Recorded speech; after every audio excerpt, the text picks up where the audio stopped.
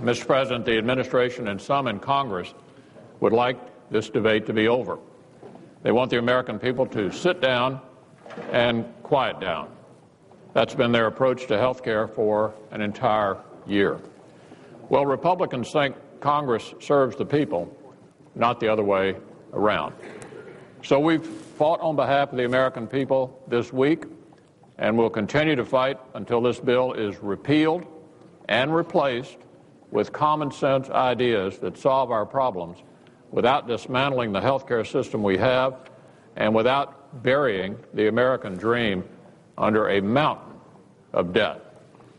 That's what we've been doing all week here in the Senate. While Democrat lawmakers and staffers threw a party for themselves at the White House yesterday, Republicans were here at the Capitol fighting a 150-page postscript that Democrats added on at the last minute to the health care bill. This add-on took a terrible health spending bill and made it even worse. If you thought the tax hikes in the original bill were bad, this bill raised them even higher. If you thought the Medicare cuts were bad, this bill made them even deeper. If you thought the first bill cost too much, this bill made it even more expensive. If you didn't like the special deals in the first bill, they slipped more into this one. The whole thing was one last slap in the face of Americans across the country who've been howling at Democrats for the past year to stop this bill and to work instead across party lines on reforms that would actually drive costs down. So today, Republicans will give Democrats one last chance to reject the horrible impact the underlying bill and this last-minute add-on will have on our country. Unfortunately, we already know that they plan to turn the other way.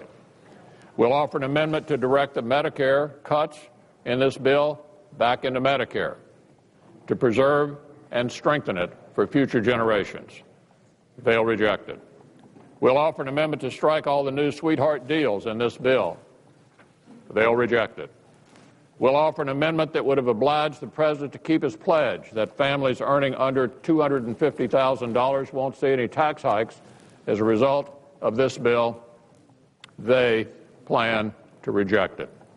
We'll offer an amendment requiring HHS to certify that this bill doesn't increase premiums.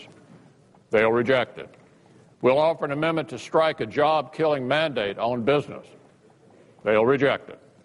So while the White House is trying to sell this health spending bill to a skeptical public, Senate Democrats today will speak loudly and they will speak clearly about the things in this bill the White House doesn't want people to know and vote to endorse them. Massive cuts to Medicare for seniors, job-killing mandates and business tax hikes, higher insurance premiums, sweetheart deals, tax hikes on middle-class families. This is the real story of health care reform. Americans may not be hearing about it from the White House, but I assure you they'll be feeling the pain. Americans know this, and they want to know that somebody's fighting for them here in Washington to make their voices heard. That's what Republicans have been doing on this issue for the past year. That's what we've been doing this week. That's what we'll be doing tonight. And that's what we'll keep doing until those voices are heard. We're not giving up.